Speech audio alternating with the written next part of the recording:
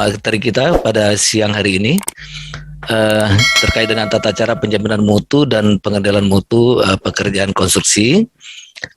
Sebelumnya saya perkenalkan diri. Nama saya Lasuardi, saya lahir di Banda Aceh tahun 65, tinggal di Villa Pamulang, Tangerang Selatan. Sehari-hari saya bekerja di PT Alkon Indo Sertifikasi sebagai manajemen representatif dan juga sebagai ketua umum di Perkumpulan Ahli Keselamatan Konstruksi Indonesia atau PAKI. Sertifikasi yang saya miliki ahli utama K3 konstruksi, auditor senior SMK 3 PP 50, auditor ISO 9001, kemudian investigasi insiden dan asesor kompetensi BNSP. Juga sebagai anggota Komite Keselamatan Konstruksi di Kementerian PUPR, anggota Dewan K3 Nasional di Kementerian Ketenagakerjaan, dan anggota Komisi Teknis untuk APD dan APK Konstruksi di Badan Standarisasi Nasional atau ASN. Baik Bapak Ibu, itu sekedar perkenalan kita. Mudah-mudahan kita dengan saling kenal bisa menyapa, dan tentunya nanti di dalam sesi pembelajaran ini kita bisa saling bertukar pikiran, sehingga apa yang ada di dalam peraturan menteri yang baru terkait dengan pengendalian mutu dan penjaminan mutu serta rencana mutu pekerjaan konstruksi dan program mutu dapat kita sama-sama memahaminya. Baik, tujuan di dalam pembelajaran kita pada siang hari ini adalah memahami tentang penjaminan mutu dan pengendalian mutu pekerjaan konstruksi, kemudian mampu melaksanakan tata cara penjaminan mutu dan pengendalian mutu pekerjaan konstruksi, memahami tugas dan tanggung jawab serta wewenang pengguna dan penyedia, kemudian mampu menyusun laporan pekerjaan konstruksi terkait dengan rencana mutu pekerjaan konstruksi dan program mutu. Jadi mudah-mudahan dengan pembelajaran siang hari ini kita sama-sama bisa memahami tentang apa itu di dalam PMPM, program mutu, dan RMPK. Baik, di dalam outline kita nanti mulai pendahuluan, kemudian manajemen mutu pekerjaan konstruksi, tugas tanggung jawab dan wewenang, kemudian penjaminan mutu dan pengendalian mutu, kemudian laporan pelaksanaan, kemudian rencana mutu pekerjaan konstruksi atau RMPK, dan program mutu. Ya, kita mulai dengan pendahuluan.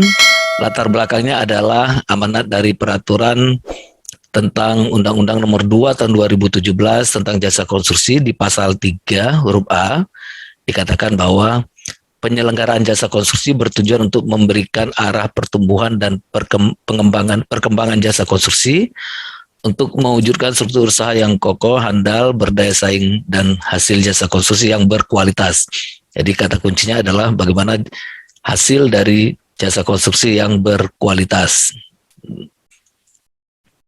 Kemudian di dalam pasal 84F itu terkait di dalam peraturan pemerintah nomor 14 tahun 2021, perubahan dari peraturan pemerintah nomor 22 tahun 2020, di pasal 84F ayat 2 dikatakan bahwa dalam setiap penyelenggaraan usaha jasa konstruksi, pengguna jasa dan penyedia jasa wajib memenuhi standar keamanan, keselamatan, kesehatan, dan keberlanjutan. Nah, dijelaskan di 84G ayat 6, apa yang dimaksud dengan standar yang keamanan. Di dalam pasal 84G ayat 6 dikatakan standar mutu bahan, kemudian standar mutu peralatan, kemudian baru ada nanti standar keselamatan kesehatan kerja, standar prosedur pelaksanaan jasa konstruksi, standar mutu hasil pelaksanaan jasa konstruksi, standar operasi dan pemeliharaan. Nah, kemudian dilanjutkan dengan pedoman pelindungan sosial tenaga kerja, itu terkait dengan standar keempat. Jadi kalau yang keamanan, yang dimaksud dengan keamanan di sini adalah terkait dengan standar mutu bahan, standar mutu peralatan, standar mutu dalam prosedur pelaksanaan jasa konstruksi dan operasi dan pemeliharaan. Nah, kemudian di peraturan LKPP nomor 12 tahun 2021, jadi sekarang kan terkait dengan pelaksanaan di dalam pengadaan barang dan jasa pemerintah diatur di dalam Peraturan LKPP nomor 12 tahun 2021 tentang pedoman pelaksanaan pengadaan barang jasa pemerintah melalui penyedia. Di lampiran 5 dokumen pembelian pengadaan jasa konstruksi melalui penyedia dikatakan bahwa syarat-syarat umum kontrak di angka 21, penyedia berkewajiban untuk mempresentasikan dan menyerahkan RMPK sebagai penjaminan dan pengendalian mutu pelaksanaan konstruksi pada rapat persiapan pelaksanaan kontrak, kemudian dibahas dan disetujui oleh pejabat penandatanganan kontrak. Jadi artinya bahwa RMPK sebagai penjaminan mutu dan pengendalian mutu pelaksanaan pekerjaan itu harus dibahas dan disetujui pada saat persiapan pelaksanaan kontrak. Nah, kemudian rencana mutu pekerjaan konstruksi atau disingkat dengan RMPK disusun paling sedikit berisi A. Rencana pelaksanaan pekerjaan atau work method statement, kemudian rencana pemeriksaan dan pengujian atau inspection test plan atau ITP, kemudian pengendalian subkontraktor dan pemasok. Nah, kemudian dikatakan lagi, penyedia wajib menerapkan dan mengendalikan pelaksanaan RMPK secara konsisten untuk mencapai mutu yang dipersyaratkan pada pelaksanaan pekerjaan ini. Kemudian RMPK dapat direvisi sesuai dengan kondisi pekerjaan. Kemudian penyedia berkewajiban untuk memutakhirkan RMPK jika terjadi adendum kontrak dan atau peristiwa kompensasi. Kemudian dikatakan pemutakhiran RMPK harus menunjukkan perkembangan kemajuan setiap pekerjaan dan dampaknya terhadap penjadwalan sisa pekerjaan, termasuk perubahan terhadap urutan pekerjaan, dan pemutakhiran RMPK harus mendapat persetujuan dari pejabat penandatanganan kontrak. Kemudian dikatakan persetujuan pejabat penandatanganan kontrak terhadap RMPK tidak mengubah kewajiban kontraktual penyedia. Jadi Bapak Ibu, sekarang dengan terbitnya Permen PUPR nomor 10 tahun 2021, dulu kita kenal dengan yang namanya RMK, rencana mutu kontrak. Jadi sekarang tidak ada lagi Bapak Ibu ya, yang namanya RMP, RMK sudah tidak ada. Ya, sekarang namanya adalah RMPK. Ya, namanya adalah RMPK sebagai pengendali mutu pelaksanaan pekerjaan. Ya.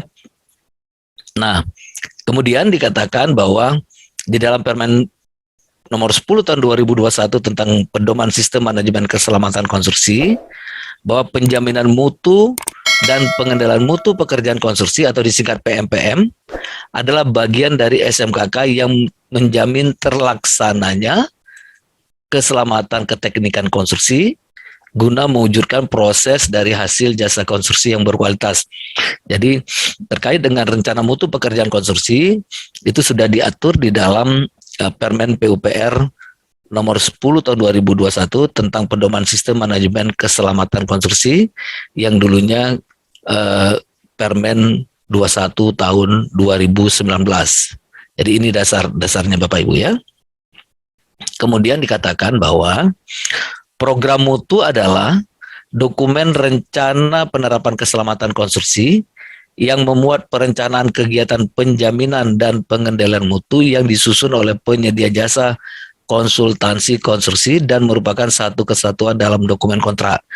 Jadi dengan kata lain bahwa konsultan pengawas dia membuat program mutu, sedangkan kontraktor membuat rencana mutu pekerjaan konstruksi. Di sini dikatakan rencana mutu pekerjaan konstruksi adalah dokumen telah tentang keselamatan konstruksi yang memuat uraian metode pekerjaan, rencana inspeksi dan pengujian serta pengendalian sub penyedia jasa dan pemasok dan merupakan satu kesatuan dengan dokumen kontrak. Ini amanat dari Peraturan Menteri PUPR nomor 10 tahun 2021 tentang pedoman sistem manajemen keselamatan konstruksi. Di lampiran tersebut ada terkait dengan rencana mutu pekerjaan konstruksi.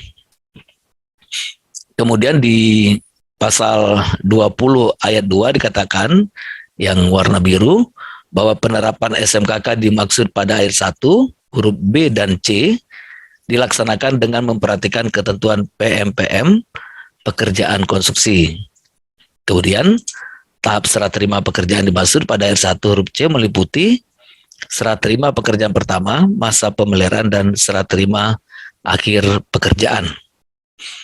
Kemudian di dalam pasal 2, penerapan SMKK dimuat dalam dokumen SMKK yang terdiri dari atas rancangan konseptual SMKK, rencana keselamatan konstruksi atau RKK, rencana mutu pekerjaan konstruksi atau disingkat RMPK, program mutu, kemudian rencana kegiatan pemantauan dan pengelolaan lingkungan, dan rencana manajemen lalu lintas pekerjaan atau disingkat dengan RMLLP. Jadi dokumen-dokumen dalam penerapan SMKK terdiri dari 6 dokumen terkait dengan sistem manajemen keselamatan konstruksi. Kemudian di dalam pasal 24 juga dikatakan di bagian ke-7, paragraf 3 tentang tahap pelaksanaan pekerjaan konstruksi, bahwa penerapan SMKK pada tahap pelaksanaan pekerjaan konstruksi dilakukan dengan melaksanakan RKK, RMPK, program mutu, RKPPL, dan RMLLP. Kemudian dikatakan lagi bahwa pelaksanaan RKK, RMPK, program mutu, RKPPL, dan RMLLP harus disesuaikan dengan lingkup pekerjaan dan kondisi di lapangan. Kemudian RKK yang berupa RKK pelaksanaan, RMPK, program mutu, RKPPL, dan RMLLP disampaikan oleh pelaksana pekerjaan konstruksi untuk diperiksa, dibahas atau direview oleh konsultan pengawas, direksi teknis atau pengguna jasa. Kemudian disebutkan juga di ayat 5 program mutu, RKK yang berupa RKK pengawasan dan RKK manajemen pelaksanaan konstruksi disampaikan oleh konsultan pengawas atau konsultan manajemen konstruksi, diperiksa, dibahas atau direview oleh pelaksana pekerjaan konstruksi, dalam hal ini adalah pengguna jasa, dan disetujui oleh konsultan manajemen konstruksi atau pengguna jasa dan penyedia jasa pada saat rapat persiapan pelaksanaan konstruksi. Kemudian di dalam pasal 25 juga di dalam ayat 3 di sini, pengguna jasa dalam melakukan pengawas pelaksanaan RKK, program mutu, RKPPL, dan RMLP serta mengevaluasi kinerja penerapan SMKK yang dilaksanakan oleh penyedia jasa. Kemudian di pasal 28 ayat 2 di sini dikatakan laporan sebagaimana dimaksud pada ayat 1 berupa laporan harian, mingguan, bulanan, dan laporan akhir. Kemudian di ayat 3-nya, laporan sebagaimana dimaksud pada ayat 2 dilengkapi dengan dokumentasi, foto, dan atau audio visual. Ya, ini adalah pasal-pasal yang mengatur tentang rencana mutu pekerjaan konstruksi dan program mutu. Ada di pasal 29, pasal 32, di dalam pasal 32 sudah dikatakan juga di dalam ayat 1 dan ayat 2, saya sudah bacakan lagi. Di dalam pasal 35 juga, saya langsung masuk saja ke dalam manajemen mutu pekerjaan konstruksi atau disingkat dengan RMPK. Ya, RMPK itu ada di dalam sub lampiran E. Ya, sub lampiran E. Kemudian program mutu ada di sub lampiran F di dalam Permen PUPR nomor 10 tahun 2021.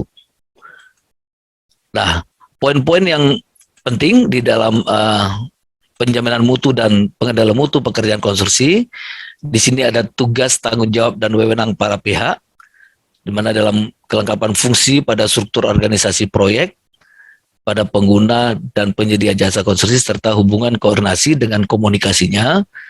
Kemudian poin berikutnya adalah kegiatan penjaminan mutu dan pengendalian mutu, di mana poin-poin yang diperlukan dalam penjaminan mutu dan pengendalian mutu pada setiap tahapan pelaksanaan pekerjaan konstruksi, di mana toolsnya adalah dokumen dan standar prosedur.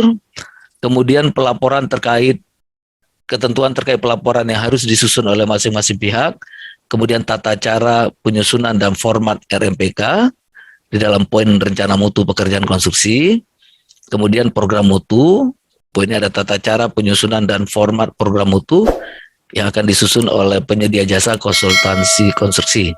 Jadi ini adalah poin-poin yang nanti ada di dalam penjaminan mutu dan pengendalian mutu pekerjaan konstruksi. Ya, kita lanjut dengan tugas, tanggung jawab, dan wewenang. Di sini ada pihak-pihak dalam pelaksanaan pekerjaan konstruksi, ada tugas, tanggung jawab, dan wewenang pengguna jasa, kemudian ada tugas, tanggung jawab, dan wewenang penyedia jasa. Jadi di dalam struktur organisasi ini, di dalam penjaminan mutu dan pengendalian mutu konstruksi, Bapak Ibu bisa lihat bahwa di dalam struktur organisasi di penyelenggaraan infrastruktur, di sini ada kementerian, gubernur, bupati atau wali kota, kemudian di dalam penyelenggaraan kegiatan konstruksi atau proyek, mulai dari unit kerja pelaksana kegiatan, ya, kemudian ada penanggung jawab kegiatan, kemudian ada pengendali, kemudian ada pengawas di sini, kemudian di dalam pengadaan keselamatan konstruksi ada penyedia jasa konstruksi, kemudian di dalam pengendalian dan pengawasan juga ada penyedia pekerjaan konstruksi. Jadi ini adalah struktur organisasi terkait dengan penjaminan dan pengendalian keselamatan konstruksi dalam proyek konstruksi. Dan ini adalah struktur organisasi penjaminan dan pengendali keselamatan konstruksi di Kementerian PUPR. Ya, sini ada pengguna anggaran menteri, kemudian ada kuasa pengguna anggaran, PPK, ada pengendali pengawas, ya. Kemudian di struktur kementerian, mulai dari menteri, dirjen teknis, ada direktur-direktur, ada kepala balai di dalam struktur organisasi penjaminan dan pengendalian keselamatan konstruksi. Nah, ini ada tugas, tanggung jawab, dan penjelasan saya tidak usah bacakan karena ini kaitannya dengan tugas tanggung jawab yang ada di unit pembina jasa konstruksi, termasuk juga pimpinan organisasi penyelenggaraan infrastruktur. Ini saya lewatkan saja, Bapak Ibu.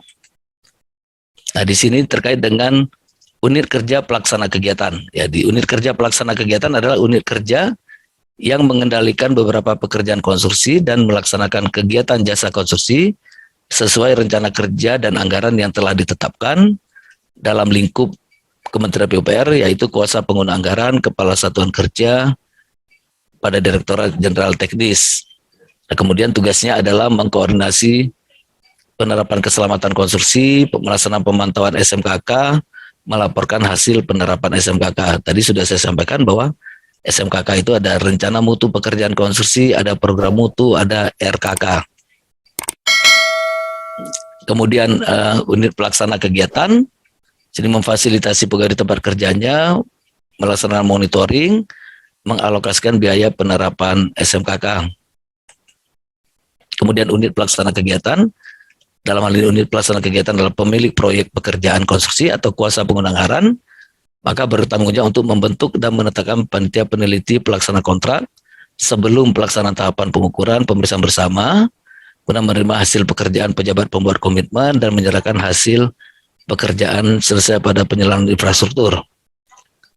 Nah, ini kemudian penanggung jawab kegiatan atau pejabat yang diberi kewenangan oleh unit kerja pelaksana kegiatan atau penggunaan untuk mengendalikan pelaksana pekerjaan, mengambil keputusan dan melakukan tindakan yang dapat mengakibatkan pengeluaran anggaran dalam lingkup Kementerian PUPR, yaitu pejabat pembuat komitmen atau PPK.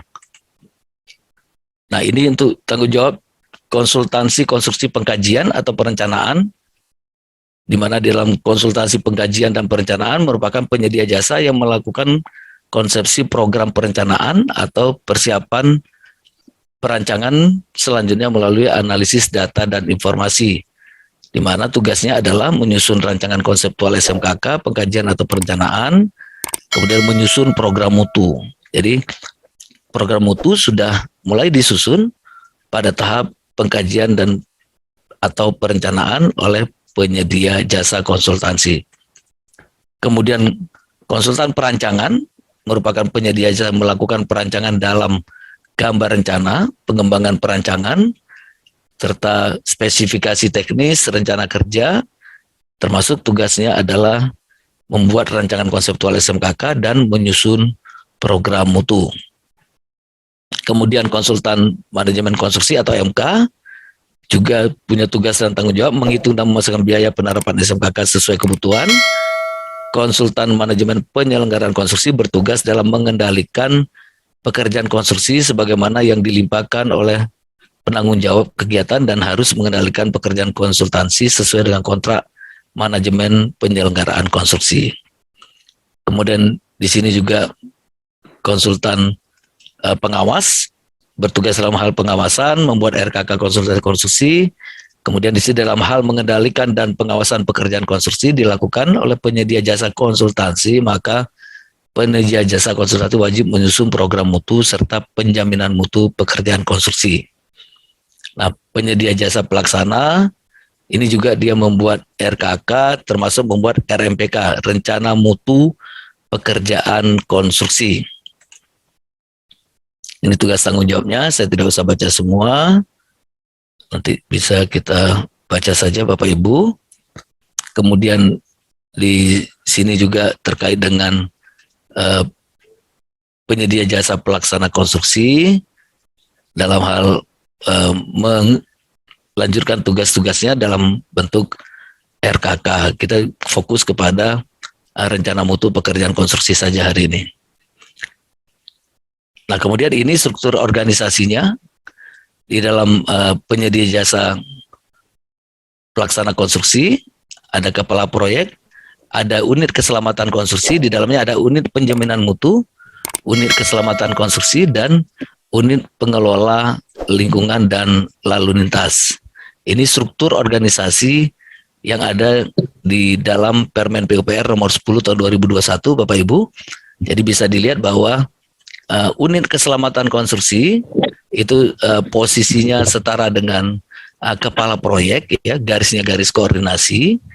Kemudian di dalam unit keselamatan konstruksi ada unit penjaminan mutu, ada unit keselamatan dan kesehatan, kemudian ada unit pengelolaan lingkungan dan lalu lintas. Kemudian unit penjamin mutu ada di dalam struktur kepala proyek yang secara garis komando masuk ke badan unit pengendali mutu. Jadi ini adalah struktur organisasi berdasarkan Permen PUPR nomor 10 tahun 2021. Nah, ini tugas dari kepala proyek. Saya tidak usah bacakan di dalam tugas tanggung jawabnya. Saya skip saja. Nah, saya masuk ke sini, unit penjaminan mutu, kita arahnya ke sini adalah menetapkan rencana pemeriksaan dan pengujian, kemudian mengembangkan dan memantau pelaksana prosedur pengendalian mutu, kemudian berkoordinasi dengan direksi lapangan atau konsultan MK terkait dengan rencana pemeriksaan dan pengujian serta prosedur pengendalian mutu, kemudian melakukan evaluasi dan audit internal, menyusun rencana mutu pekerjaan konstruksi, merekomendasi tindakan perbaikan, membuat laporan hasil pemeriksaan yang dikaitkan dengan pengendalian waktu. Ini adalah tugas unit penjamin mutu yang ada di dalam penyedia pelaksana konstruksi atau kita kenal dengan kontraktor.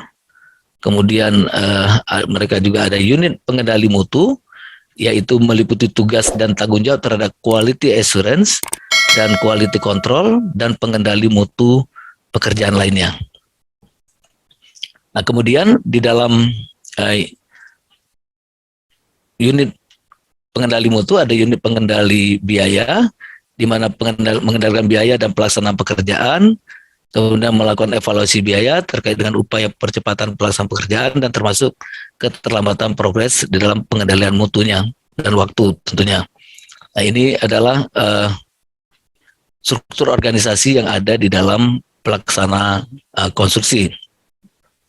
Nah, kemudian kita lihat di sub lampiran B terkait dengan kegiatan penjaminan mutu dan pengendalian mutu, di mana masa penjaminan mutu dan pengendalian mutu pekerjaan konstruksi di sini kalau Bapak Ibu lihat mulai tahap kita mulai dengan penandatanganan kontrak, ya. Kemudian setelah 14 hari terbit yang namanya SPMK, surat perintah mulai kerja. Kemudian di sini mulai tanggal mulai kerja dan dilakukan pre-construction meeting 7 hari setelah SPMK. Kemudian dari mulai keluarnya surat perintah mulai kerja sampai kepada mobilisasi. Nah, di sini persetujuan dokumen SMKK di dalam pre-construction meeting, termasuk di dalamnya adalah terkait dengan rencana pekerjaan mutu konstruksi atau RMPK, rencana mutu pekerjaan konstruksi. Kemudian dalam tahap pelaksanaan, ya, dan kemudian pada saat mulai dari pemeriksaan akhir dan progress professional handover atau PHO, kemudian sampai kepada penyerahan akhir atau final handover. Nah, disinilah masa penjaminan mutu dan pengendalian mutu pekerjaan konstruksi, dimulai dari penandatanganan kontrak sampai kepada final handover atau tanggal penyerahan akhir. Dan kemudian di tahap persiapan pelaksanaan pekerjaan konstruksi, mulai dari perencanaan lokasi kerja, kemudian penerbitan SPMK, rapat persiapan pelaksanaan kontrak atau PCM, pembayaran uang muka, mobilisasi. Di sini dalam tahap persiapan pelaksanaan pekerjaan.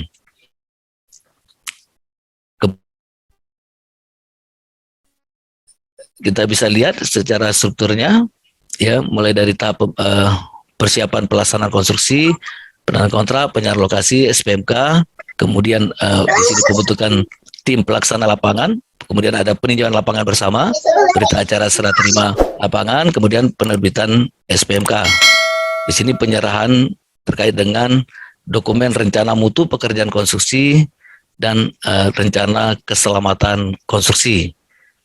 Kemudian dalam tahap pelaksanaan, di dalam dokumen RMPK, terdiri dari struktur organisasi proyek, kemudian jadwal pelaksanaan pekerjaan, gambar detail engineering design dan spesifikasi teknis, rencana pelaksanaan pekerjaan mencakup aspek keselamatan konstruksi, termasuk juga di dalamnya ada inspection test plan dan pengendalian sub penyedia.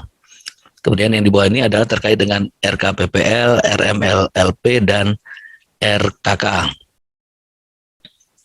Nah, kemudian di dalam tahap pelaksanaan pekerjaan konstruksi, dimulai dengan pemeriksaan bersama atau MC0, mutual check, ya, pemeriksaan terhadap desain dan volume awal dengan kondisi lapangan yang ada.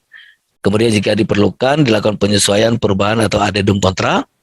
Kemudian permohonan izin mulai kerja, sekurang-kurangnya melampirkan gambar kerja, rencana pelaksanaan pekerjaan atau work method statement, kemudian rencana pemeriksaan dan pengujian atau inspection test plan, kemudian masuk di dalam pengawasan mutu pekerjaan, di mana di dalam pengawasan mutu pekerjaan dilakukan mulai pemeriksaan dan pengujian, baik proses maupun hasil pekerjaan, kemudian masuk kepada penerimaan dan pembayaran hasil pekerjaan. Di sini dilihat bagaimana penerimaan hasil pekerjaan terkait juga dengan ketentuan mutu yang ada. Nah, ini terkait dengan alur tadi yang sudah saya sampaikan. Kemudian ini mulai dari tahap persiapan pelaksanaan pekerjaan, ya, perubahan dari hasil pemeriksaan mutu, kalau ada perubahan disesuaikan lagi. Kemudian perubahan gambar desain dilakukan CCO, kemudian dilakukan lagi penyusunan volume awal. Ini adalah struktur terkait dengan proses di dalam persiapan pelaksanaan pekerjaan sampai kepada nanti di dalam pelaksanaan pekerjaan konstruksi. Kemudian ini pengendalian pelaksanaan SMKK, ya, ini terkait dengan pelaksanaan di dalam pekerjaan konstruksi, dimulai dari izin memulai pekerjaan, ya, kemudian di dalam surat izin mulai kerja termasuk work method statement dan analisis keselamatan konstruksi. Nah, ini kemudian ini terlihat di layar monitor Bapak Ibu, terkait dengan pemeriksaan bersama, ini masih sama seperti tadi, permohonan memulai pekerjaan konstruksi, kemudian mulai syarat untuk memulai pekerjaan dengan mengajukan gambar kerja. Kemudian rencana kerja pelaksanaan atau work method statement. Di sini ada penyedia jasa pekerjaan konstruksi harus memberikan uraian daftar standar prosedur, pedoman dan atau instruksi kerja terkait dengan rencana pelaksanaan pekerjaan, memuat tentang metode kerja, tenaga kerja, material, alat, dan aspek keselamatan konstruksi. Ini adalah contoh di dalam rencana kerja pelaksanaan konstruksi, di mana ada nama paket pekerjaan, revisi nomor, tanggal. Ini sifatnya umum, Bapak Ibu, tinggal diisi disesuaikan dengan pekerjaan kita.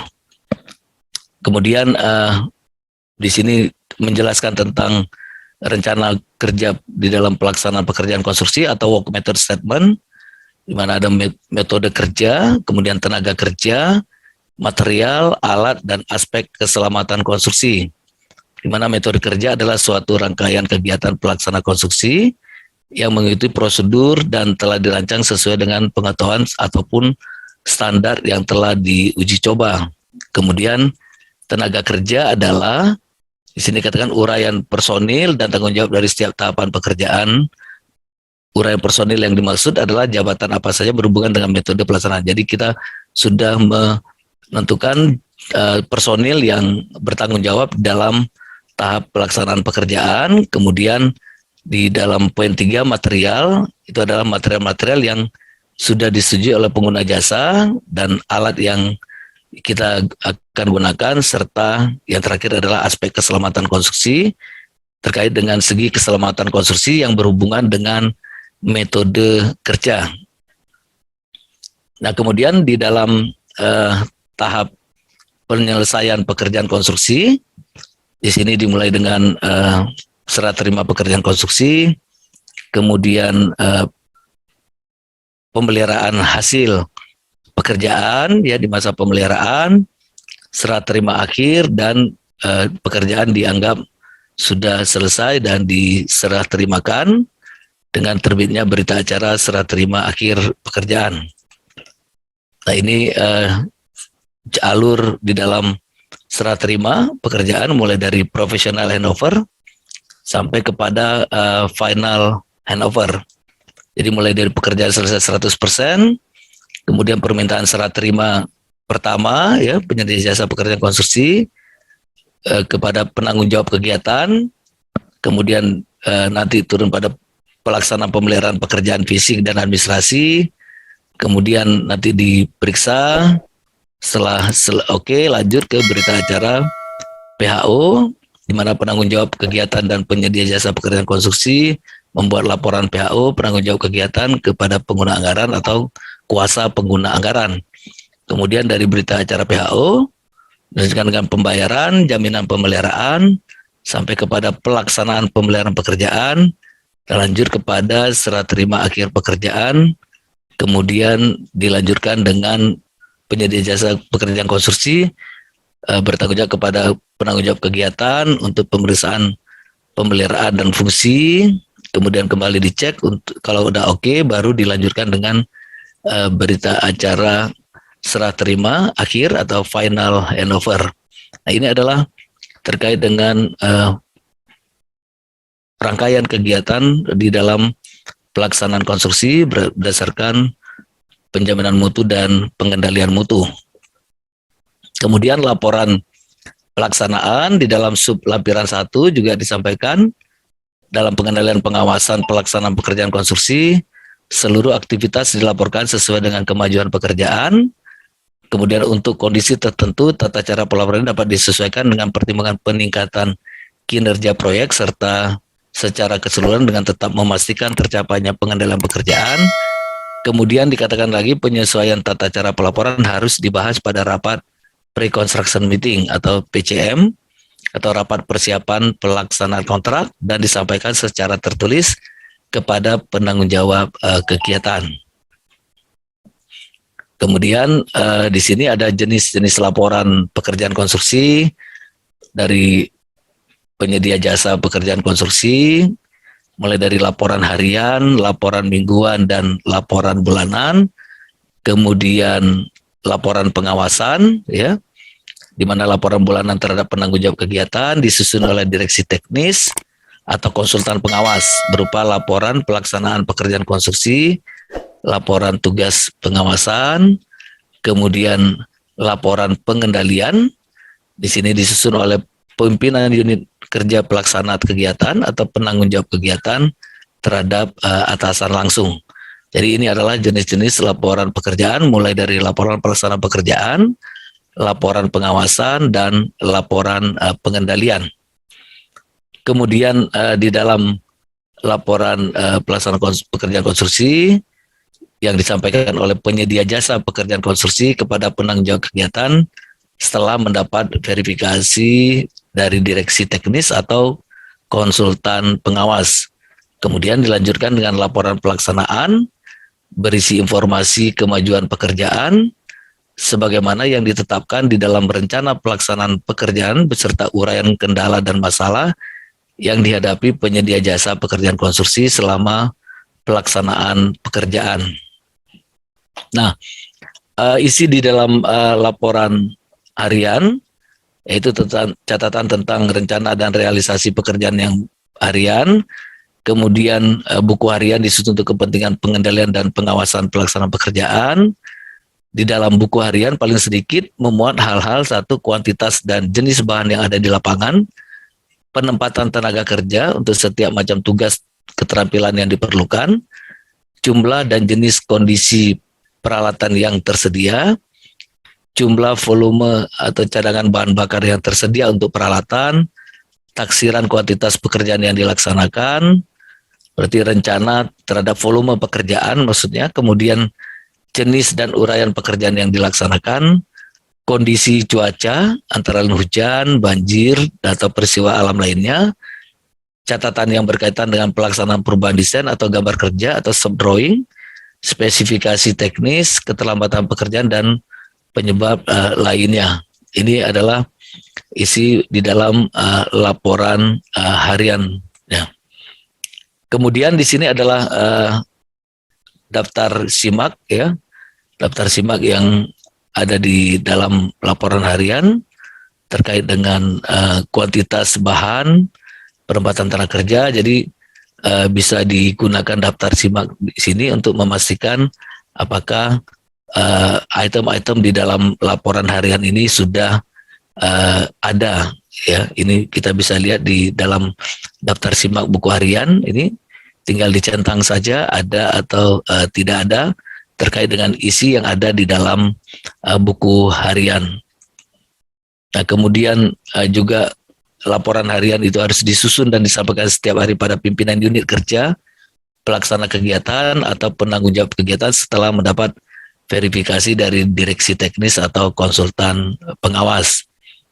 Kemudian juga isi di dalam buku laporan harian itu bisa berupa terhadap sebab-sebab terjadinya keterlambatan pelaksanaan pekerjaan, kemudian juga informasi terkait keselamatan konstruksi juga harus dibuat, dilaporkan, kemudian rencana pelaksanaan pekerjaan di hari berikutnya, dan catatan-catatan yang berkaitan dengan pelaksana atau perubahan desain.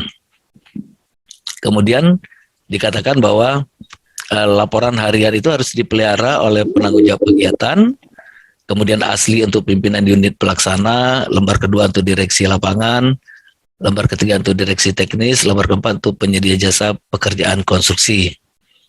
Ini contoh format laporan harian Bapak Ibu, tapi bisa digunakan sesuai dengan yang ada di tempat kegiatan Bapak Ibu, ya. Ini hanya contoh sebagai formatnya.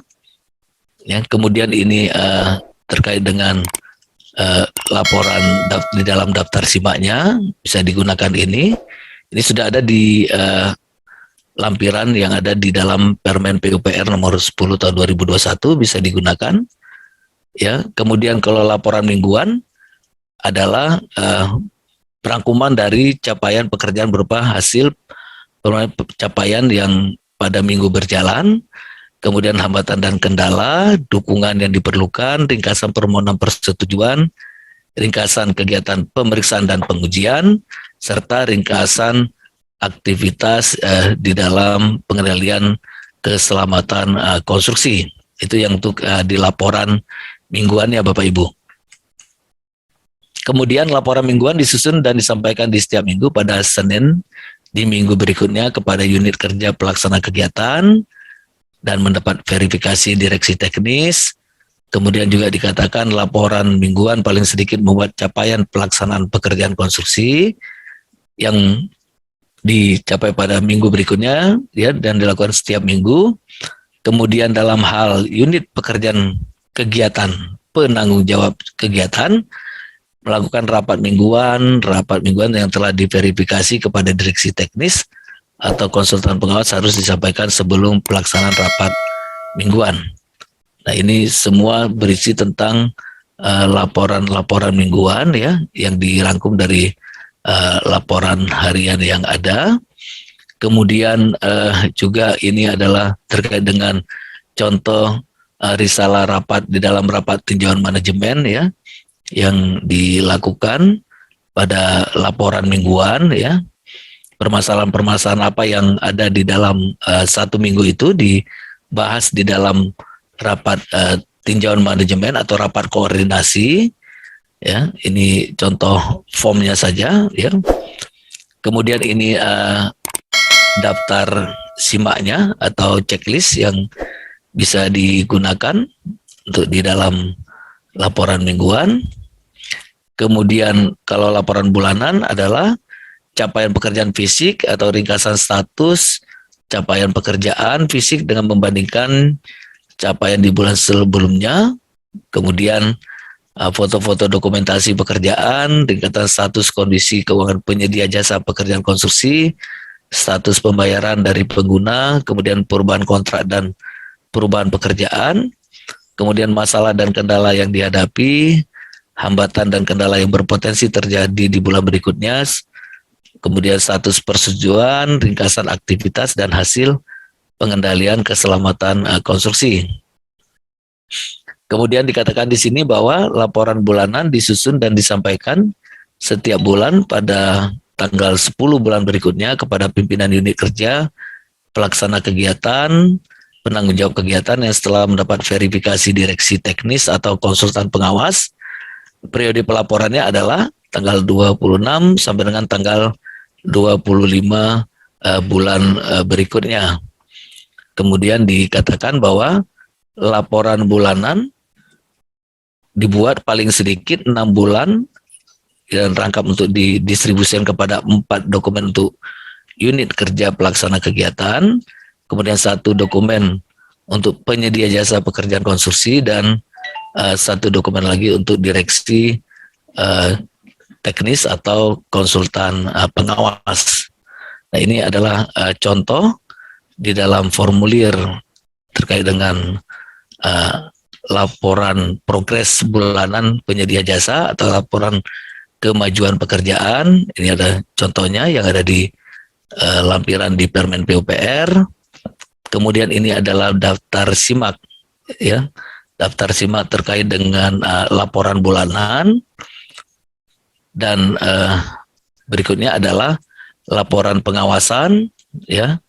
Laporan pengawasan pekerjaan merupakan laporan direksi teknis atau konsultan pengawas kepada pimpinan unit kerja pelaksana kegiatan atau penanggung jawab kegiatan. Kemudian dikatakan bahwa laporan pengawas terdiri dari laporan terhadap hasil pelaksanaan pekerjaan konstruksi dan laporan pelaksanaan pengawasan. Di sini dikatakan jika pengawasan pekerjaan dilakukan oleh konsultan pengawas. Kemudian di dalam laporan pengawasan terhadap penjualan pekerjaan konstruksi, di sini dikatakan laporan pengawasannya bisa bersifat laporan mingguan, laporan bulanan, laporan khusus, dan laporan akhir. Di mana di laporan mingguan ini paling sedikit memuat hal-hal sebagai berikut. 1, capaian pekerjaan fisik atau ringkasan status capaian pekerjaan fisik dengan membandingkan capaian di bulan sebelumnya, kemudian foto dokumentasi, ringkasan status kondisi keuangan penyedia jasa pekerjaan konstruksi, status pembayaran dari pengguna, kemudian perubahan kontrak dan perubahan pekerjaan, masalah dan kendala yang dihadapi termasuk statusnya, tindakan penanggulangan yang telah dilakukan, kemudian hambatan dan kendala yang berpotensi terjadi di bulan berikutnya, beserta rencana pencegahan, kemudian status persetujuan atas usulan dan permohonan dokumen.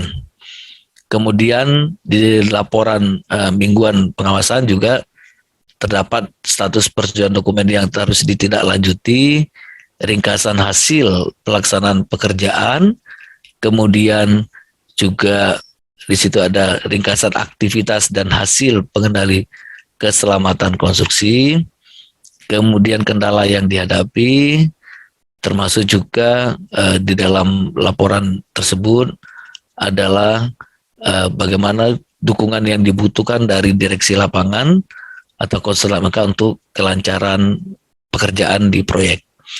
Kemudian di laporan bulanan, ini adalah kumpulan dari laporan mingguan yang tadi sudah saya sampaikan, serta laporan khusus kalau memang diperlukan, berisi tentang kejadian, kegiatan, atau keadaan khusus yang dilaporkan atau atas permintaan pimpinan unit kerja pelaksana kegiatan atau penanggung jawab kegiatan. Kemudian berikutnya adalah laporan akhir. Di dalam laporan akhir adalah merupakan hasil keseluruhan dari laporan bulanan sejak awal hingga akhir pekerjaan konstruksi yang telah dirangkum dan memuat evaluasi pelaksanaan pekerjaan. Kemudian hasil evaluasi dapat digunakan oleh penyedia jasa pekerjaan konstruksi dan penanggung jawab kegiatan sebagai bahan evaluasi untuk pekerjaan konstruksi selanjutnya yang mempunyai karakteristik tipikal sehingga dapat melakukan perbaikan dan inovasi pada pekerjaan konstruksi selanjutnya. Ya, di sini juga terkait dengan laporan pengawasan pekerjaan oleh konsultan pengawas diserahkan setiap bulan, ya. Laporan pelaksanaan pengawasan meliputi dari laporan pendahuluan, laporan berkala, laporan bulanan, atau laporan khusus apabila diperlukan, dan laporan akhir. Nah, laporan pendahuluan paling sedikit tentang pemahaman lingkup layanan konsultasinya selama kontrak, kemudian rencana kerja pengorganisasian pekerjaan, jadwal pelaksanaan dan penugasan tenaga ahli, ringkasan kemajuan pelaksanaan pengawasan, dan laporan pendahuluan harus diserahkan paling lambat 30 hari sejak surat perintah mulai kerja atau SPMK.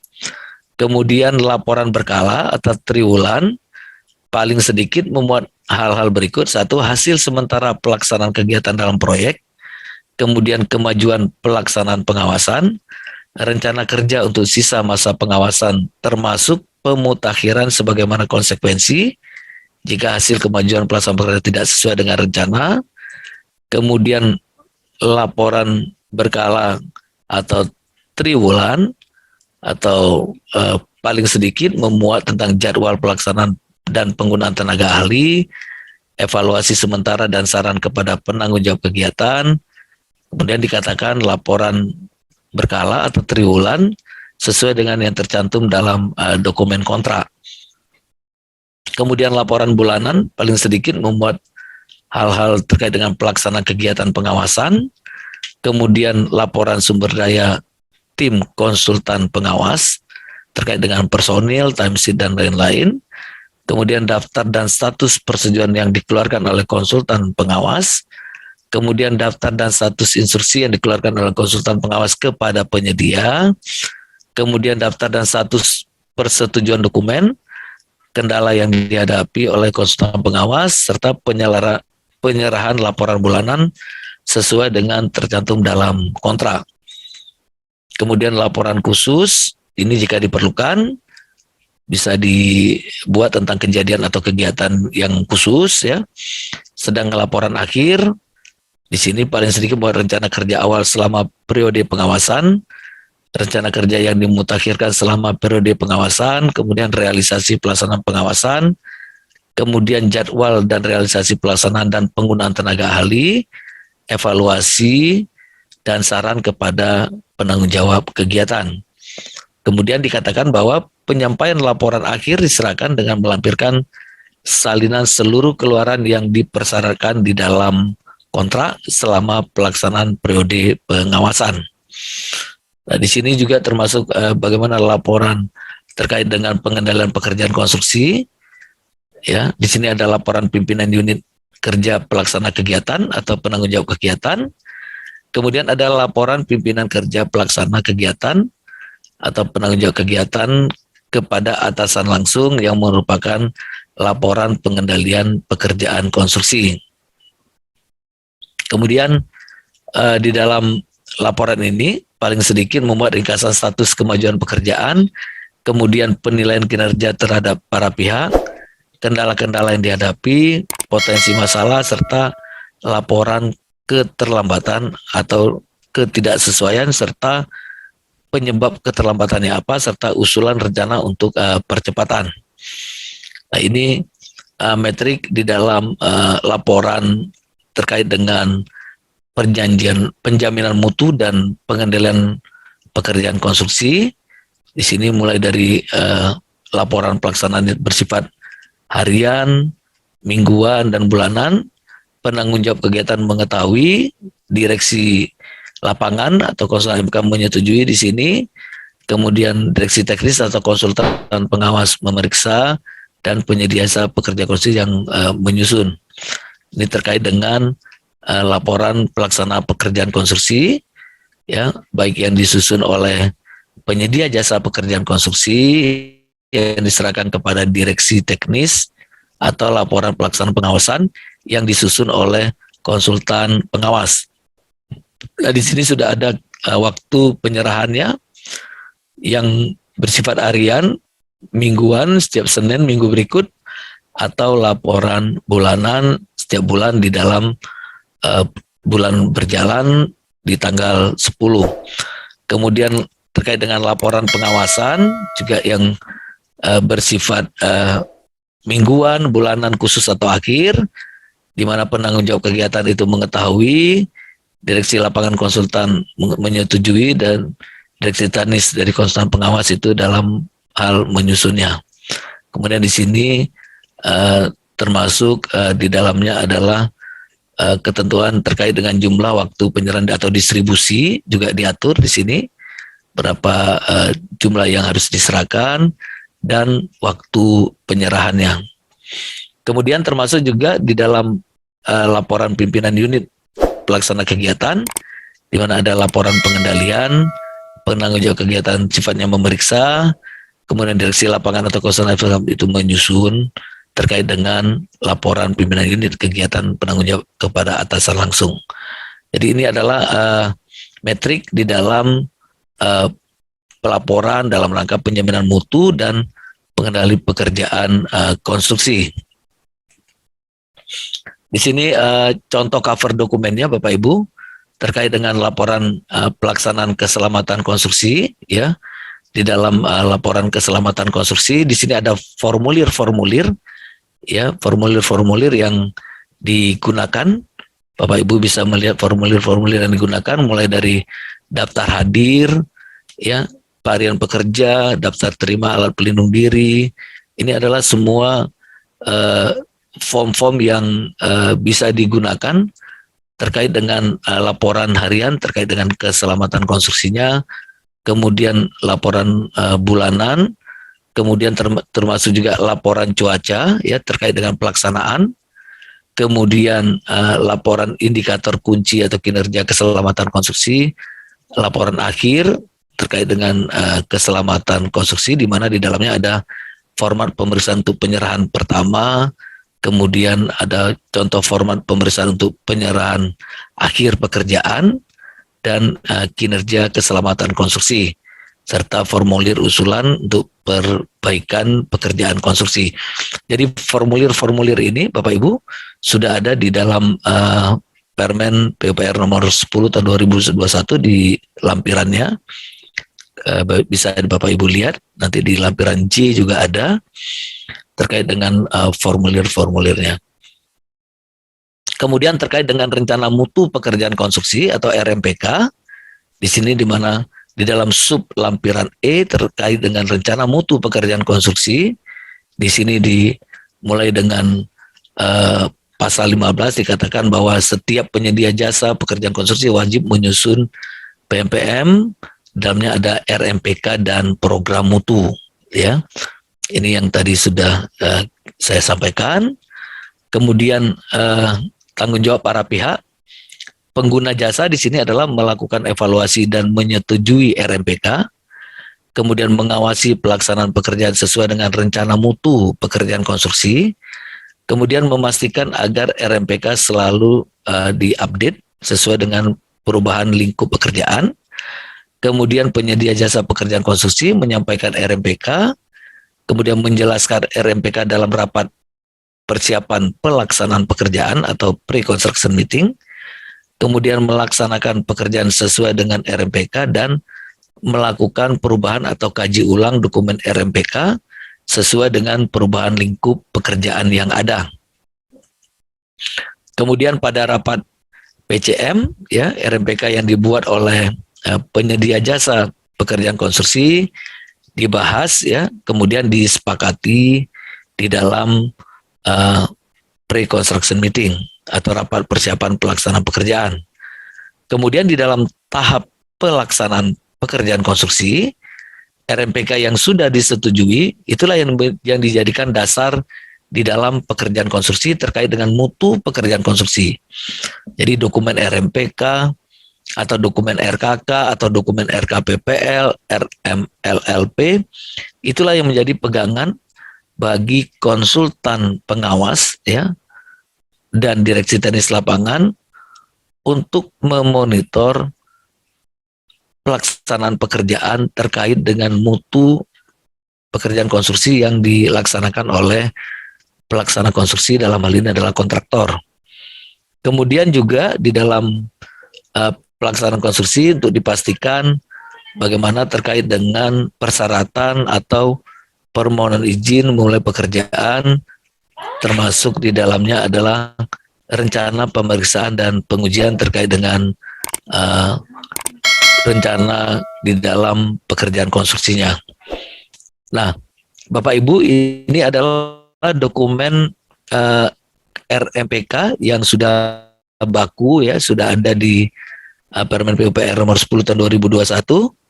Bapak Ibu bisa lihat di sini, ini cover dokumennya sudah disiapkan terkait dengan rencana mutu pekerjaan konstruksi. Jadi kontraktor tidak usah lagi untuk membuat versi-versi yang dari mereka. Jadi tinggal diikut saja apa yang ada di dalam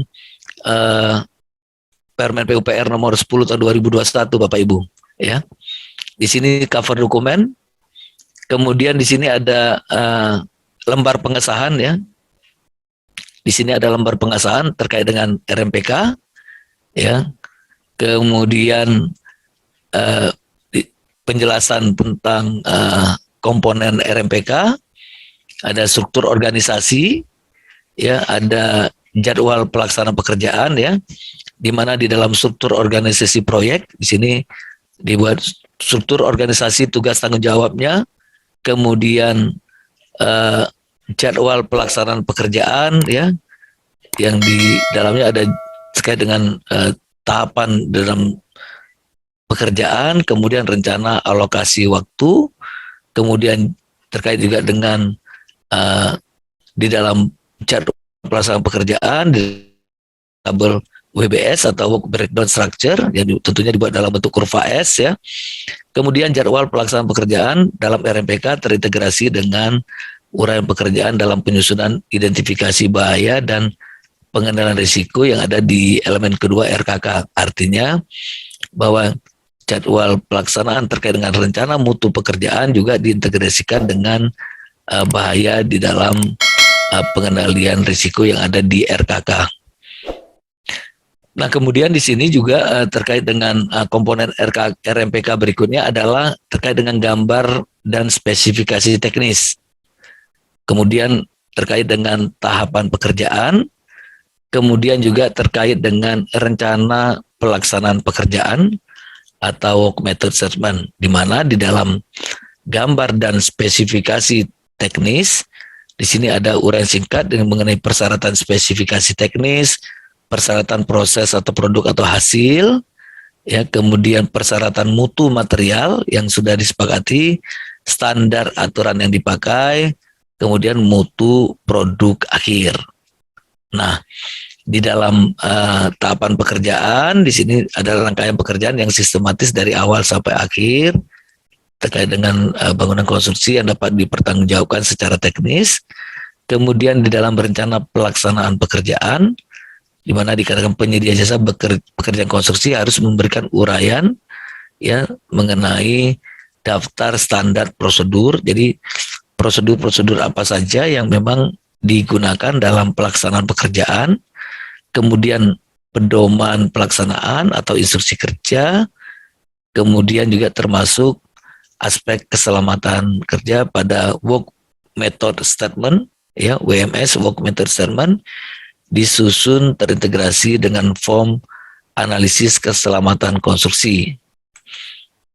Nah, kemudian komponen RMPK berikutnya adalah rencana pemeriksaan dan pengujian, kemudian pengendalian sub penyedia dan pemasok. Nah, sub penyedia dan pemasok di sini termasuk adalah bagaimana sub penyedia harus mengikuti persyaratan-persyaratan yang sudah ditetapkan oleh pengguna jasa kepada penyedia jasa, kemudian penyedia jasa juga mempersyaratkan kepada sub penyedia jasanya. Jadi apa-apa yang memang sudah menjadi persyaratan di dalam kontrak antara pengguna jasa dan penyedia jasa, maka penyedia jasa di dalam mengendalikan sub penyedia jasanya, persyaratan yang ada di penyedia jasa yang sudah ditetapkan oleh pengguna juga harus kepada sub penyedia. Kemudian di dalam sub lampiran F, Bapak Ibu, terkait dengan program mutu, di mana di dalam program mutu, di dalam pasal 16 tadi sudah dikatakan bahwa setiap penyedia jasa manajemen penyelenggaraan konstruksi dan atau pengawasan konstruksi itu membuat namanya dokumen terkait dengan PMPM, ya, pekerjaan konstruksi dan program mutu. Jadi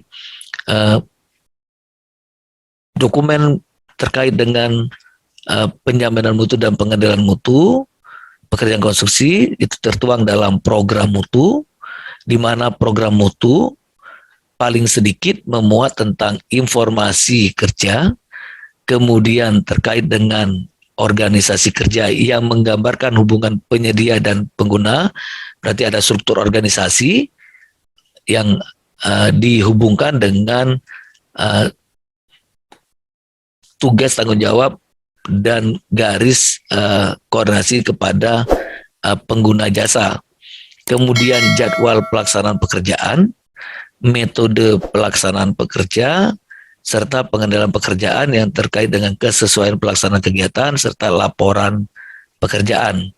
Kemudian di dalam Permen PUPR nomor 10 tahun 2021 juga dikatakan bahwa dalam hal pekerjaan konsultansi konstruksi melalui pengadaan langsung jasa konstruksi, program mutu hanya memuat metode dan pengendalian pekerjaan. Jadi untuk yang bersifat pengadaan langsung jasa konsultansi, maka program mutunya hanya memuat metode dan pengendalian pekerjaan.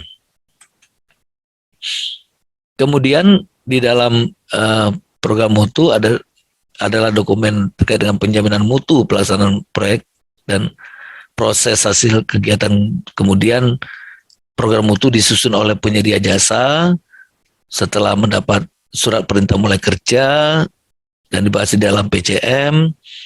Kemudian dikatakan program mutu harus disahkan oleh penanggung jawab kegiatan. Program mutu merupakan dokumen yang dinamis sehingga bisa direvisi disesuaikan dengan perubahan dalam pelaksanaan pekerjaan. Kemudian dokumen program mutu terintegrasi dengan rencana keselamatan konstruksi pelaksanaan dan rencana keselamatan konstruksi manajemen penyelenggaraan konstruksi atau RKK pengawasan. Jadi program mutu yang dibuat oleh konsultan pengawas tentunya harus terintegrasi juga dengan RKK-nya manajemen penyelenggaraan konstruksi atau RKK-nya pengawas.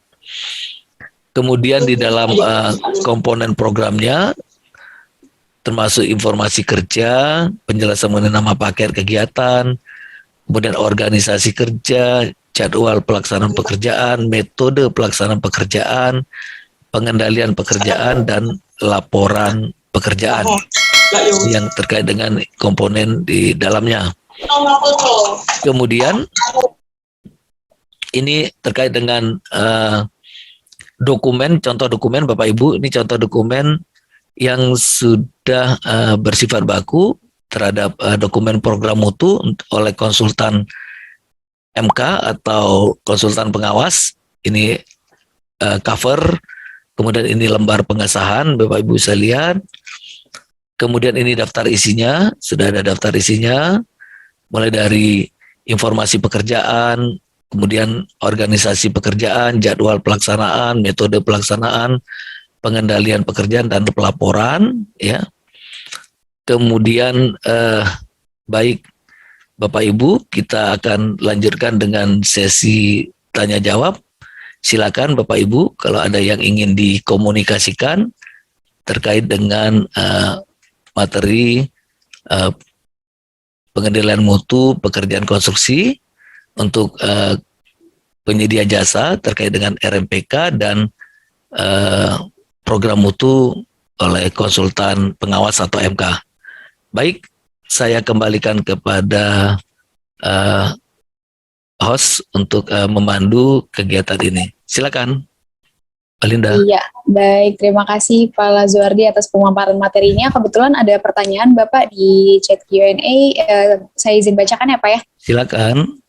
Ya, apakah dokumen SMKK yang disiapkan oleh penyedia dapat menyesuaikan dengan kondisi di lapangan atau lokasi proyek, misalnya pekerjaan perbaikan jalan dan lahan parkir yang diperkirakan areanya kosong, namun karena crowded sehingga akses lalu lintas harus dialihkan. Perlu upaya pengaturan area parkir yang crowded di siang hari sehingga pekerjaan lebih banyak dilakukan di malam hari. Dari Bapak Zaki, Pak. Mungkin bisa dijawab, Pak. Silakan. Baik. Terima kasih Pak Zaki. Terkait dengan dokumen SMKK, jadi dokumen saya perlu jelaskan dulu. Di dalam dokumen SMKK itu ada yang namanya tadi RMPK, ada program mutu, ada RKK, ada RKPPL, dan ada RMLLP. Nah, jadi kalau terkait dengan bagaimana kondisi di lapangan proyek terhadap adanya lalu lintas, maka di dalam dokumen RMLLP pada prinsipnya ya dokumen yang sudah disahkan oleh PPK pada saat pre-construction meeting, namun kalau terjadi perubahan terhadap akses lalu lintas ya yang tadinya tidak diperhitungkan, walaupun mestinya di dalam dokumen itu dari awal kita sudah harus memang memastikan bahwa bagaimana terkait dengan lalu lintas lalu lintas harian di dalam pekerjaan tersebut. Pada prinsipnya adalah dokumen itu boleh direvisi ya, baik itu apapun dokumennya, baik itu RKK, RMPK, RKPPL, atau RMLLP yang ada di dalam dokumen SMKK tadi yang Pak Zaki katakan, pada prinsipnya boleh direvisi, namun harus sepersetujuan dari PPK atau pengguna jasa. Jadi prinsipnya bahwa dokumen SMKK dapat direvisi, termasuk RMPK kalau terjadi perubahan-perubahan pekerjaan, ya itu bisa direvisi, termasuk juga RKK, RKPPL, dan RMLLP. Demikian Pak Zaki. Terima kasih atas kesempatannya. Mohon izin bertanya Pak Silakan. Lazwardi.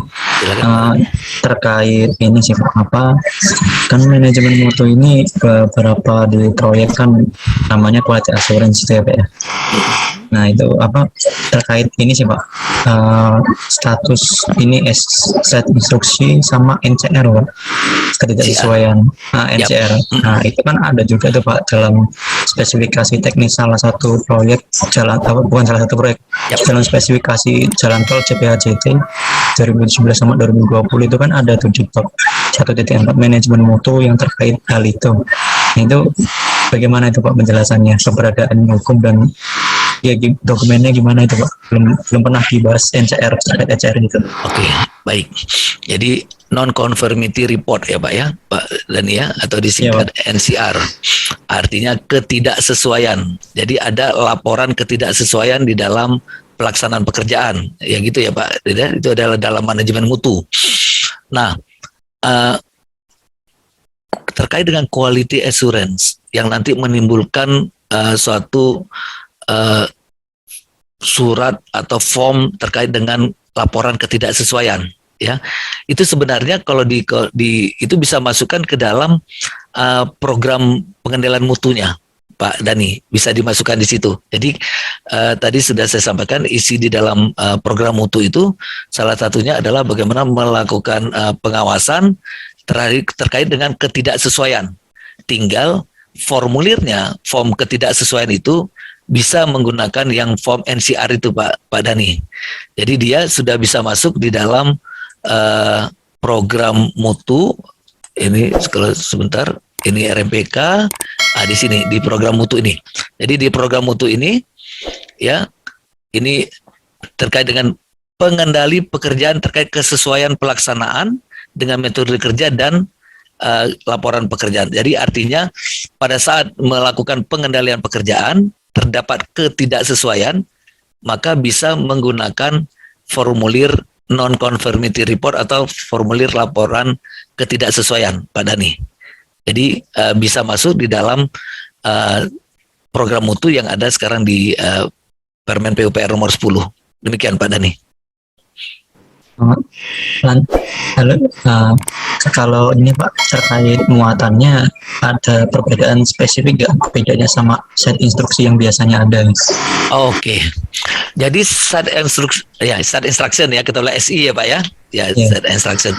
Set instruction itu kan dari hasil laporan ketidaksesuaian maka diturunkan perintah untuk perbaikan.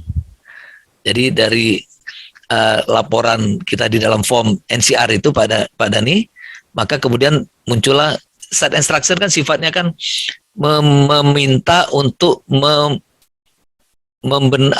meminta untuk melakukan perbaikan. Itu set instruction intinya. Sedangkan NCR non-conformity report adalah hasil temuan ketidaksesuaian. Yang NCR itu Pak Dani. Jadi laporan ketidaksesuaian itu dibuat di dalam itu kemudian dilanjutkan dengan laporan untuk melakukan perbaikan atau side instruction atau instruksi di lapangan. Demikian Pak Dani.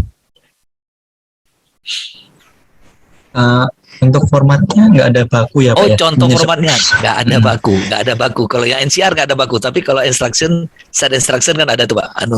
Di dalam permen. Kalau form NCR memang nggak ada yang dibakukan. Boleh digunakan yang selama ini ada, boleh Pak. Dan formulir ketidaksesuaian itu boleh digunakan. Kalau di Permen PUPR nomor 5 tahun 2000, nomor 4 tahun 2015 di SMM kan ada itu Pak Dani. Terkait dengan sistem manajemen ada laporan ketidaksesuaian. Boleh, formnya tidak baku Pak Dani. Baik Pak Lazwardi, terima kasih atas penjelasannya. Ya, sama-sama. Baik, terima kasih Pak Dani atas pertanyaannya. Terima kasih juga Pak Lazwardi atas jawabannya. Kemudian ada lagi Pak dari Pak Hamdan. Silakan ya, Pak Hamdan. Ya, izin Pak Rudi. Silakan. Ini Pak, tadi mendengar penjelasan Bapak dari awal tadi ini ada dua yang ingin saya tanyakan Pak. terkait tadi yang di awal itu disebutkan bahwa dalam pelaksanaan pengadaan barang di sistem pelaksanaan pengadaan barang jasa kita di bidang konstruksi ini ada banyak unit-unit pengendali yang tadi disebutkan, ada unit pengendali jaminan mutu, penjamin mutu, ada unit macam-macam tadi itu. Ya. Sementara di Perpres sendiri itu yang terlibat di pengadaan barang jasa itu hanya 8 unsur, Pak. Terakhir itu adalah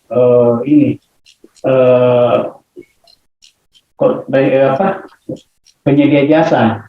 Itu ada di dalamnya, ada KPA, ada PPK, ada ini, dan peneliti kontrak yang seperti tadi disebutkan itu tidak pernah disebutkan di dalam sistem pengadaan barang dan jasa. Nah, di turunannya aturan-aturan kita di Kementerian PU ini pada umumnya itu jadi bias, banyak manajemen yang sistem manajemen lagi yang muncul gitu, jadi seolah-olah menambah birokrasi gitu, jadi menganulir tanggung jawab semua masing-masing pihak gitu, padahal sebenarnya sudah ada di kewenangan masing-masing yang terlibat di situ, tentu berdasarkan kompetensi masing-masing. Misalnya di penyedia jasa, dia sudah harus kompetensinya sudah di situ, sudah menjamin mutu pelaksananya. Ya, ini kita pekerjaan berulang-ulang saja dibuat ini, dan sejauh ini saya selama terlibat di Kementerian PU belum ada satupun proyek yang sekomplit yang seperti ini, yang digambarkan seperti itu. Nah, ini yang tolong minta penjelasan aja, share aja kira-kira seperti apa nih menyikapinya, karena seperti tiba-tiba menambah orang terlibat itu kesannya menambah birokrasi dan rawan, Pak, terjadi oper kewenangan gitu, mentang-mentang dikasih kewenangan peneliti kontra, akhirnya padahal harusnya PPK aja yang kan dia sudah dia kan juga dianggap PPK sudah ada kompetensi khusus itu di dalamnya itu. Kenapa mesti mengangkat peneliti kontra? Nanti dibilang lagi kalau tidak diangkat nanti seperti apa lagi, misalnya harus independen loh. Kenapa ada istilah independen? Memang kita ini bermasalah kan di dalam pelaksanaan kontrak konstruksi sehingga ada independen, tidak perlu. Nah, ini yang penambahan unit-unit di proses pengadaan ini sehingga terjadi birokrasi yang panjang. Itu mungkin, Pak, yang sebagai saya minta klarifikasi aja seperti apa. Terus kedua terkait dengan SNKK tadi yang seperti Bapak jelaskan di dalamnya terdapat RKK, RMPK, dan seterusnya itu. Nah, sementara itu kan mesti harus diselesaikan, Pak, pada saat PCM-nya, Pak, itu sudah harus selesai itu. Sementara tenggang waktu dari sejak tanda tangan kontrak sampai PCM itu kan terus memulai pekerjaan itu kan sudah mepet waktunya itu, Pak. Sementara si penyedia jasa ini mampu tidak menyelesaikan seperti ini. Dan kira-kira kalau dia tidak serahkan itu, karena ini penting ini, Pak, karena RKK dan utamanya RKK dan RMPK ini penting sekali sebagai inilah alat kendali ke depan ini pelaksanaan konstruksi ke depannya, Pak. Jadi idealnya sepertinya harus sudah digambarkan di awal, bercerita tentang secara konseptual itu bahwa ini pekerjaan nanti akan dilakukan seperti ini, materialnya seperti ini, prosesnya seperti ini, sehingga dihasilkan seperti ini. Sampai kita betul-betul yakin secara konsep itu sudah ideal, sudah bisa dibayangkan hasilnya kayak apa, Pak, misalnya. Tapi ketika itu tidak dipenuhi, apa sanksi ke penyedia gitu yang konkret? Karena belum ada juga ini. Kita biasa minta ke penyedia, nggak ada. Dia serahkan juga ya formatnya, seperti format yang Bapak buat tadi itu, yang kasih contoh, begitu aja diserahkan, tidak aktual gitu terhadap kasus proyek itu. Kan mestinya dijelaskan per jenis proyeknya itu, pekerjaannya apa, seperti tadi metode pelaksanaan. Ditulis saja metode pelaksanaan umum, metode pelaksanaan itu bersikap umum, mestinya kan metode pelaksanaan terhadap pekerjaannya yang dikontrakkan ini. Jadi itu yang ketika disuruh ini akhirnya molor nggak selesai jalan, sementara kita mesti harus kejar progres, tetap kerja lah, ya serba salah. Akhirnya itu barang nggak pernah ada sampai akhir pelaksanaan pekerjaan. Ketika diaudit kemarin sempat ada direktur KAI itu minta itu bagaimana mau dapat kira-kira, coba lihat ini seperti Bapak tadi itu lihat contohnya pom keselamatan konstruksi saja tuh, Pak, berapa pom itu ada ratusan itu. 5 aja untung kalau ada yang dipenuhi oleh penyedia jasa itu Pak. Jadi kalau dia dipenuhi semua itu, jadi 5 format saja, pada formatnya itu banyak betul itu Pak. Jadi maksud saya begini, dengan menerapkan aturan begini, tentu ada juga mesti ditambah ketika itu tidak dipenuhi, seperti apa kita konsekuensi terhadap penyedia, apakah diteruskan bekerja atau tidak, atau bisa kita batalin aja kontrak karena tidak mampu menjelaskan ke kami mampu atau tidak dikerja menghasilkan produk. Karena kalau dengan RKK dengan RPK dibuat dengan benar, pasti kita sudah tergambarkan bahwa begini hasilnya nanti yang kita dapat ini, dan itulah yang kita alat kendali kita mengawal itu. Karena sudah dijelaskan betul itu Pak di awal. Karena kalau saya lihat isinya muatannya tadi itu RMK, RMPK, RKK segala macam, wih ideal sekali nih Pak. Sudah apa namanya? Tinggal kontrol aja gitu ya, dilakukan ini ya begitu. Nah kira-kira ya share aja nih Pak, kira-kira bagaimana menyikapinya, karena kita di kementerian saja PU saja ini, saya kebetulan di Kaltara Pak ditugasin selama ini juga, mulai dari saya masih asisten dulu sampai sekarang PPK ini sudah 12 tahun itu terlibat di proyek. Saya belum pernah menemukan penyedia jasa yang mampu melakukan seperti ini. Proyek BUMN sekalipun, sekelas BUMN sekalipun, kami ada 4 BUMN yang di Kaltara ini Pak, yang kerja itu tidak seperti itu juga penyajiannya. Disuruh buat RPMK, dia bikin lagi model sendiri RMPK-nya seperti. Akhirnya ya begitu aja terkuku aja. Lihat apa hubungannya dengan pekerjaan PLBN ini kalau begini? Pekerjaannya yang bicara umum, tapi hubungannya dengan pekerjaan dikontrakan tidak ada hubungannya. Kalau dikasih koreksi, lama lagi tuh mikirnya siapa. Jadi kalau saya dikasih tugas tes